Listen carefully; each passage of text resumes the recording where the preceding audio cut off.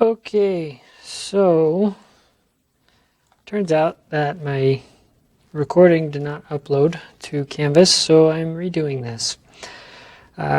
Thankfully, it's a shorter lecture, but today we are going to be covering Chapter 1 of the book, which talks about modern processors. So modern processors, what you get in your laptops, you got your desktops, and there's actually lots of different ways to build a computer. Okay, but the way that's done most often is what they call a general purpose cache-based microprocessor architecture. Okay, and so this architecture is actually based on what's known as the Turing machine, which is an abstract concept of what a computer is, what it does, invented by Alan Turing, mathematician during World War II. He's the guy who broke the Enigma machine, which allowed us to decode all of the German stuff. So anyway, all of our computers are just modern implementations of that abstract concept. Now, since this class is about high performance, in order to actually get high performance out of our code, we need to understand some basics about how the hardware actually works. And so in the book, there's a figure 1.1. Okay, I'm going to go over this figure right here. Hopefully you can see that. Okay. So, on our computer, our basic computer, okay, let me pull up some pen. Okay, we have, let's do red. This slide's going to get a little messy, but first thing we have is our CPU. Okay, so this is the CPU. Now the CPU actually has two major components, okay? The first one is called the control unit. The second is called the APU. APU stands for Arithmetic Processing Unit, I think, but it's where all the math gets done. Okay, the control unit tells the APU what to do. The control unit reads instructions from your program and then tells the APU to perform them. So there's quite a few other things. So let's see here. The CPU is surrounded by a cache, as they call it. The cache is actually physically located on the CPU die. If you ever buy a CPU, they're about this big, okay, and most of that space is actually reserved for the cache, and that's where it stores a lot of its information. As part of the CPU itself, don't do that. We have what are known as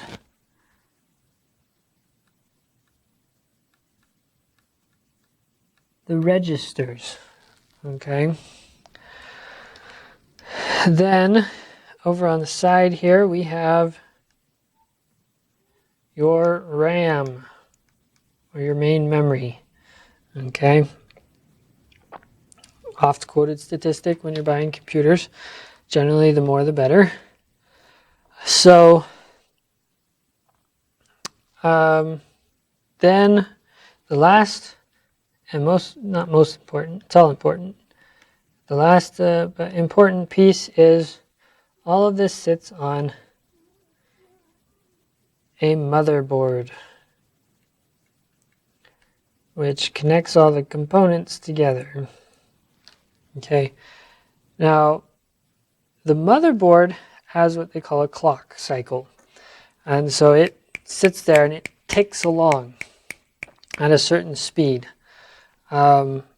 And then the CPU itself actually has an internal clock that will tick like three or four times every time the motherboard ticks.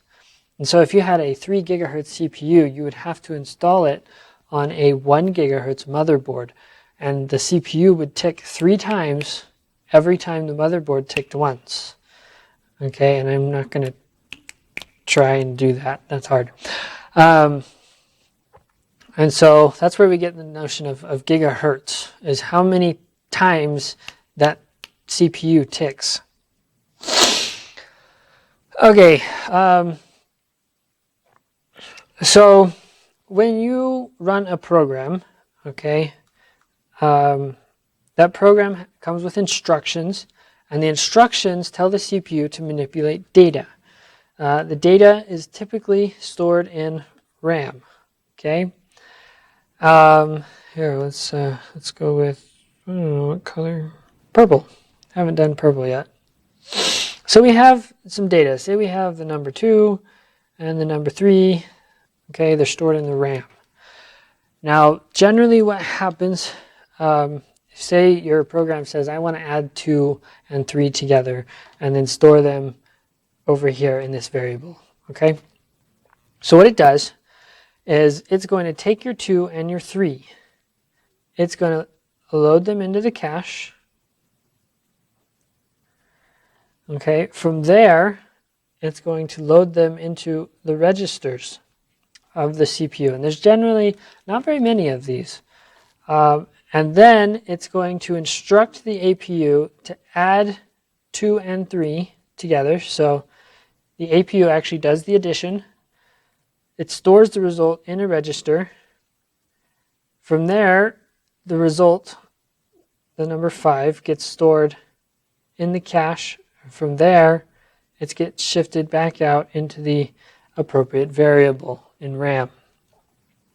Okay, so that's kind of the general path that your data takes most of the time. And it's really important for us to understand this path in order to write good or fast code. This is also where we get the notion of flops, which is a floating point operation. So flops per second is sometimes a metric that you'll hear used. So an addition of 2 plus 3, that is one floating point operation. We are operating, an addition is a floating point operation. Typically addition, subtraction, and multiplication can all be done in one go. And we'll talk about division and sines and cosines later. So, Moore's Law. If anybody's heard of Moore's Law, the Wikipedia definition says that it is an observation that the number of transistors in a dense integrated circuit, or a CPU, computer, doubles approximately every 2 years. And this has actually been true for several decades. So there's been an exponential growth of transistors. Unfortunately, a lot of people think this isn't going to help much anymore. So there are a few things that the hardware manufacturers have done to try and get around that limitation. They can't pack any more transistors into these things. And the book lists several. The ones we are really most interested in is pipelining, the single instruction multiple data. For Intel CPUs, this is known as SSE instructions, and then larger caches. Okay, so these are the 3 things that we as numerical scientists are going to be most interested in using. Most interested in, I should say, understanding so as to write good code. So, pipelining. Pipelining is a technique. It's basically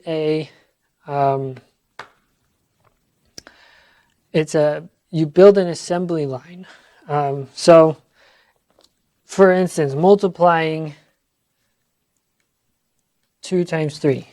To us, that seems like a no-brainer. There's one thing to do, and we get a 6. Okay, But to a computer, it's actually a lot more complicated. And on page 10, well, technically page 9, figure 1.5. Let me write this down.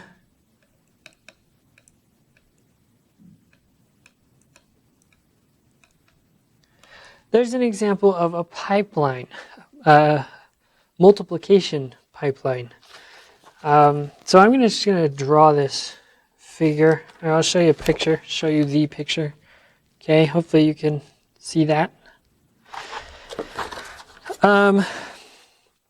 So in order for the computer to multiply 2 times 3, there's actually several steps. A floating point number consists of 2 parts. You have the mantissa here and the exponent. Okay. So they break this down into 5 steps. Okay. So the first step is to separate the mantissa. Second step is to separate these two, into 2 different values. The second step is to multiply the mantissas. The third step is to add the exponents. The fourth step is to normalize the result. And the fifth step is to insert the correct sign. Okay? And so, when we want to multiply the numbers 2 and 3 together using the computer, it's going to take these 2 numbers and feed them through this pipeline. And every time the CPU ticks, so we get a clock cycle, tick, tick, tick, tick. Every single one of these is going to execute at once. And so everything moves down the pipeline like this. Okay? So it's going to send the numbers 2 and 3 into this pipeline. And it goes tick, tick, tick, tick, tick, until it spits out the result. Now notice in this pipeline there should also be some loading steps to load from memory, and there should be some storage steps to spit the result out and save the result. This is mainly a simplified example. The book says that in some architectures there are like 30 different steps in a given pipeline. So these are actually, every single one of these steps is actually not hard-coded, I should say, it's actually hardwired to do this one step. There's a single transistor, its job is to do this one thing. But it needs to be fed data. And problems come in when certain operations are slower than others. So, for instance, let's say we have to load data from main memory, and that takes, actually in reality, it takes hundreds of cycles. Okay? And so what we get is these pipeline bubbles where if there's a number in here, okay, but the storage step is still waiting on number, then this number moves along, but there's nothing coming in. And so we get this big empty space in here where there's nothing going on. And that directly affects how fast we can compute numbers. And so a lot of what we're doing is trying to make sure we can feed data fast enough to the pipeline. These problems can be divisions. Divisions take longer than multiplications. Usually there's no hard-coded thing. They have to do fancy things. Transcendental functions. This is square roots, sines, cosines. These can take extraordinarily long amounts of time. And so if we're waiting on a result from a transcendental function, then we get these what are called pipeline bubbles, where we just have an empty spot in the pipeline. So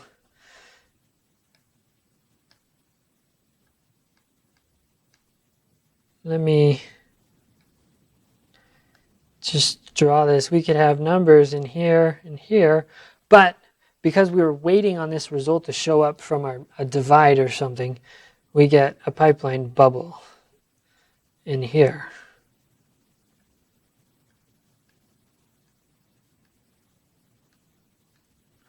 Okay, so pipelining is very important for us to understand. Okay, so pipelining also comes into play when we have what are called loop carried dependencies. So if we have this loop, this is in Fortran, so I know, icky Fortran, but this is just a scaling loop. We're looping from 1 to n. We have an array of size n, and we're looping through it, and we're scaling it. We're multiplying the whole thing by s. Okay. Now, if you were to look at the actual assembly, okay, assembly looks nastier than this, but this is a basic idea of what happens here. Very first thing, it has to load the value, it has to multiply the value, it has to store the value, then it has to increment I equal to I plus 1, and then it has to jump back up here and do it all over again. Okay, and that's a lot of steps, and there's kind of a 1, 2, 3, you could call that sort of a pipeline. The problems come in though when we have dependencies in our data. So, go away.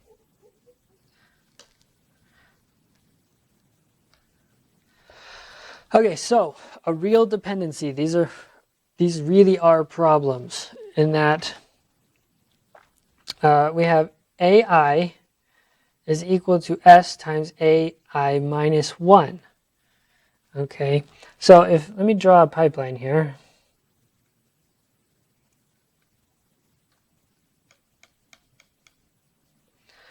So let's say I is currently equal to, I don't know, 10. Okay. So the question is, how soon can we start the I equal to 10 iteration of the loop? But the problem is it depends on the result of AI minus 1, which is still in the pipeline. So we have number 9 in here, and we won't get the final result until number 9 comes down here.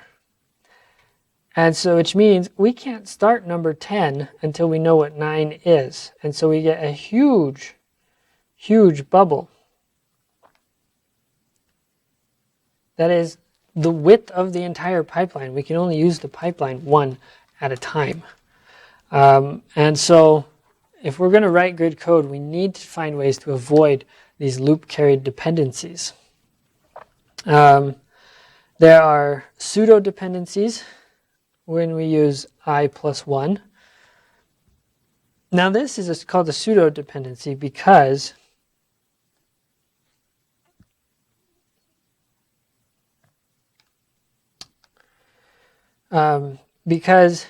if we're currently at 10, okay, we can plug 10 in here, and it depends on I plus 1, which is 11.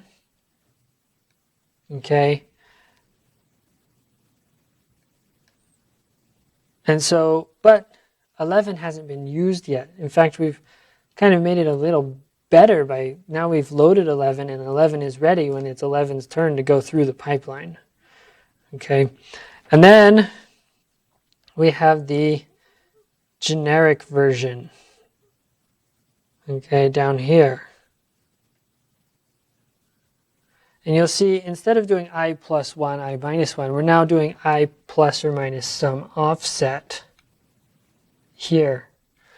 And the compiler now doesn't know what that is. It can't make certain assumptions. It can't say, oh, I know what's coming next. And so it actually hurts our performance even more to have an offset that is unknown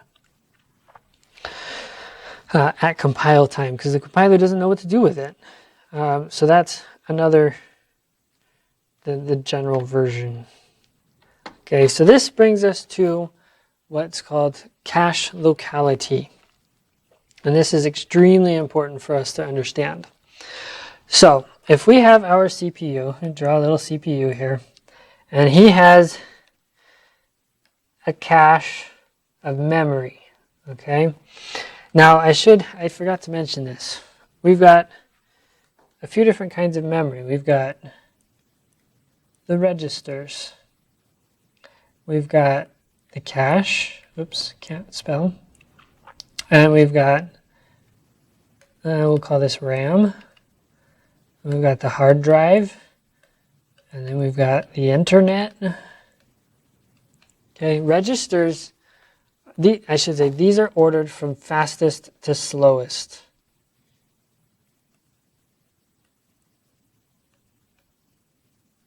So registers are the fastest. If something is in a register, the CPU has access to it instantly. The cache, slightly slower. The RAM is really slow. Hard drive is even worse. And if you're pulling something across the internet, well, you might as well just go home. Since there's really not very many registers, max maybe 128 registers, what we end up looking for is we want all of our data to fit in the cache, okay? And so the cache is surrounding our little CPU here. And let's say here's our main memory, our RAM, and we have a number in here. And our program says, hey, I need this number, okay? So it pulls that number from RAM to the cache. From there to the register, it does its stuff, sends it back to the cache. Now let's say maybe 2 lines later you reuse this. Okay, it says, hey, look, I have the number. It's still in cache, so I'm going to pull it back in and I'm going to do some stuff, and out it goes. Okay, this is called temporal locality. It's available because it's already there. Now, unfortunately, in our numerical applications, we tend to have not this kind of stuff.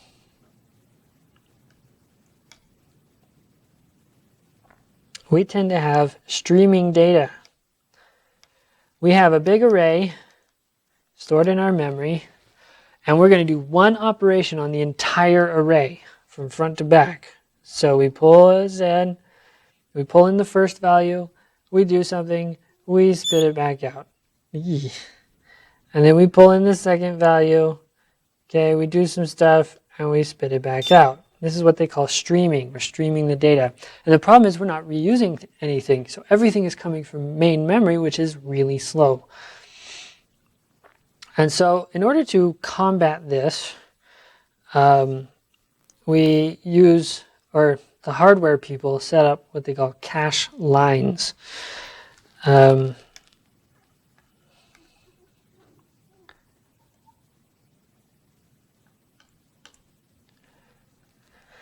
So if this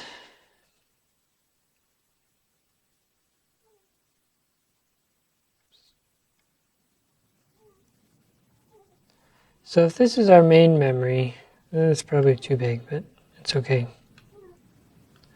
So this is our RAM, and the RAM is divided up into little bitty chunks. These are usually 16, maybe 32 kilobyte chunks, I think, or bytes. It's bytes, I think. Anyway, there's a cache line size associated with the hardware that you're on. And if we have an array of data stored in here, okay, and let's say we want to do some math on this guy right here, okay?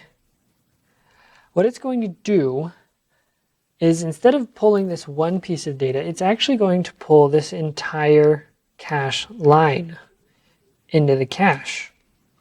What it's going to do, it's going to assume that your data is close to each other. And so that way, let's say we have a streaming process. If we pull this one and we do some stuff on it, okay, we're going to send it back to the cache, and then we move on to the next piece of data here. But that piece of data is already over here because it pulled the entire cache line. And so it can do its thing until it gets to the end of this cache line, at which point there's no more data in the cache. It evicts everything and it pulls the next chunk.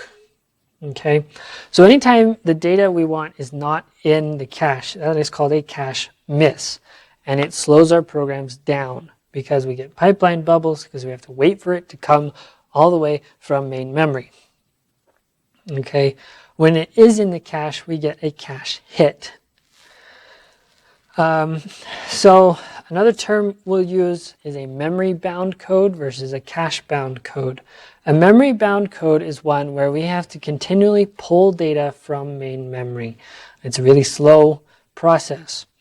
A cache-bound code is one where we don't have to do that, where everything is contained in the cache, at which point we can make full use of our 4 gigahertz monstrosity of a computer. If not, if we have a memory-bound code, then we're just stuck. We have to sit there and wait while the memory comes from over here. It's like you have this super fast, speedy build-a-machine thing, okay? This is a bad analogy. We have a factory, okay? And in that factory, we have a machine that's faster than everything else, and it sits there and does nothing while the slow machines have to catch up to it. Okay? So I hope that helps with that. Anyway, now, with that information, we can talk about a low-level benchmark called the vector triad.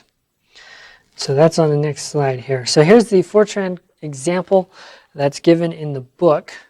And this is what they call a low-level benchmark. We're seeing what is the abilities of our computers. And this is actually going to be part of your next project. And I find it really fun. I actually found out that I thought my super awesome computer was pretty sucky because of this. So anyway, so let me just talk you through this code. We have 4 arrays here of size n, okay, A, B, C, and D. And we're going to end up computing the megaflops here. Okay, so we set A, the entire A array equals 0, B to 1, C to 2, D to 3. Okay, and then I want you to look at this inner loop here. In this inner loop, we're looping through the entire array, and we are adding B plus C times D, and we're storing that result into A. This is called the vector triad benchmark. And after we do that, then we can compute the number of megaflops. So how many flops are we doing? We're doing 2. We have 1 floating point operation and 2 floating point operations. And so we compute the number of megaflops we are getting right here. And this is designed to stress the cache. It's designed to stress the memory bus. And it's a pretty good indicator of kind of how fast your computer can really go. Oh, yeah. Okay, so figure 1.4. Right here, I'm going to draw this on the screen, but here's figure 1.4. Shows a very interesting plot. So let me draw this here. So this is n. So this is the length of our array, and this is a log scaling. So this gets really big. And then over here we have the megaflops per second. Okay, and we end up with something like this.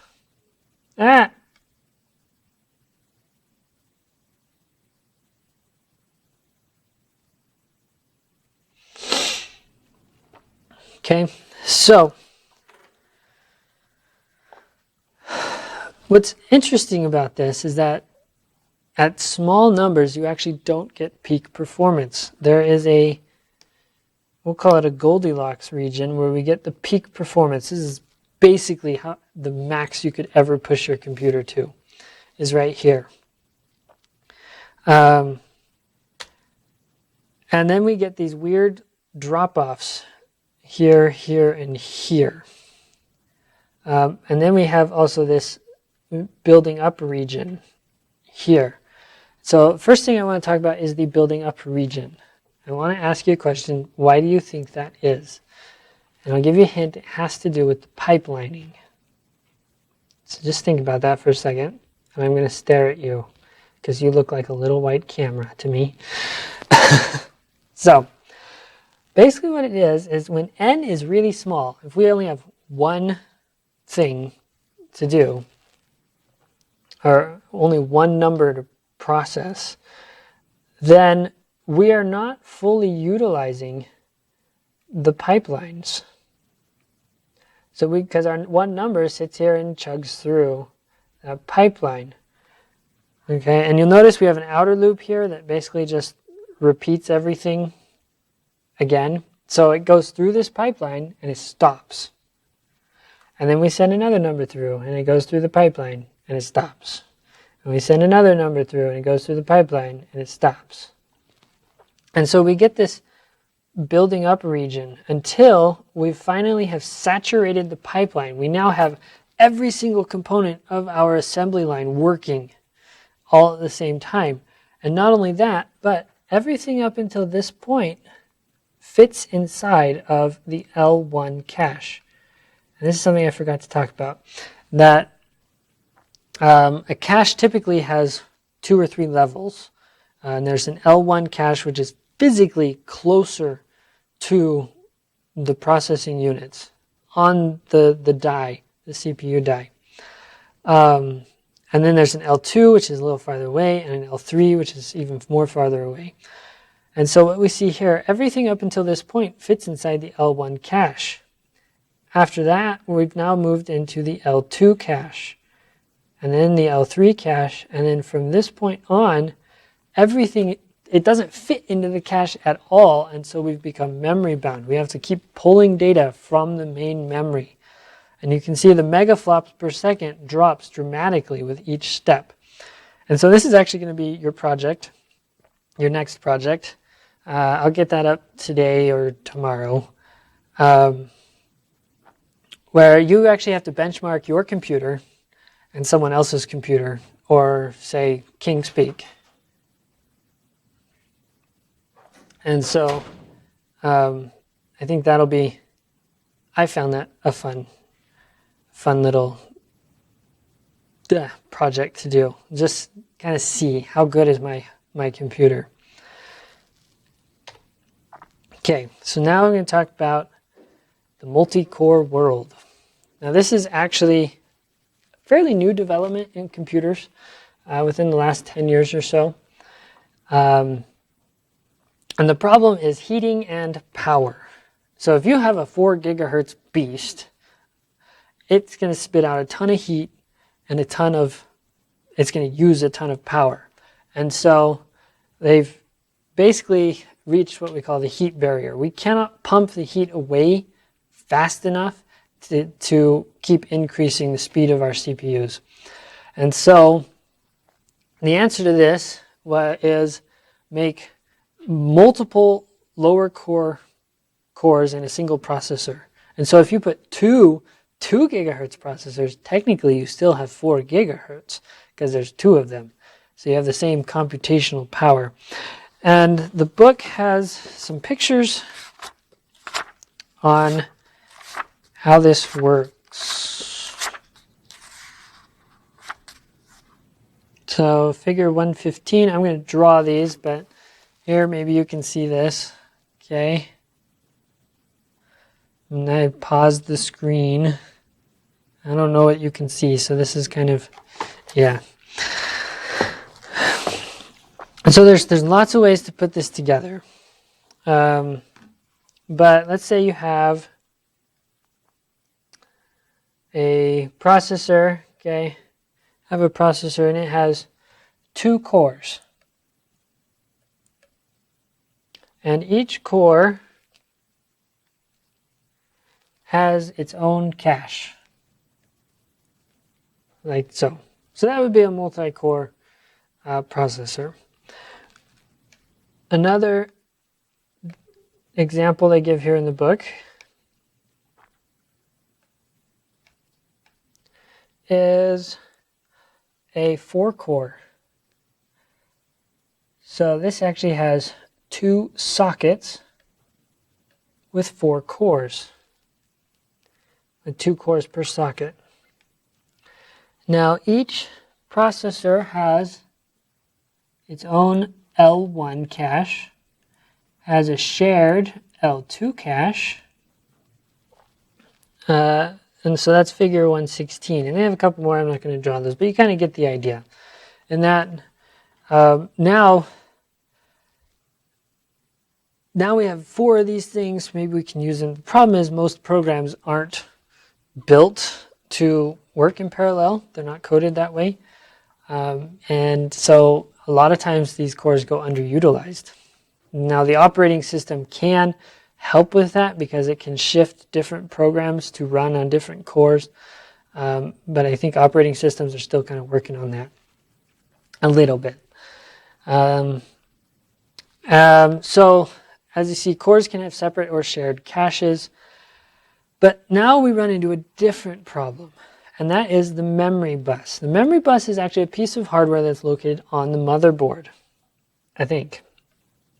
And so we have the memory bus here, and it's a bus. Its job is to move data back and forth, and it has a certain bandwidth. And if you're trying to use all 4 cores, and they're trying to process a lot of data in a badly designed system, the memory bus won't be able to keep up. And so the bottleneck ends up being here in a multiple core system. Because all 4 of these are trying to, work together, or not work together, but they're all trying to pull data. And not only that, when we have shared caches, these 2 cores, they're going to be fighting over this L2 cache, which can cause problems. And we're not going to go into details about that. I'm not even sure I understand the details all that well. But this can be a problem. And I think it was the problem with my fancy smanchy computer that I built myself. So the last thing is hyperthreading. Hyperthreading is even newer than the multi-core design. Intel really touts their hyperthreading capabilities.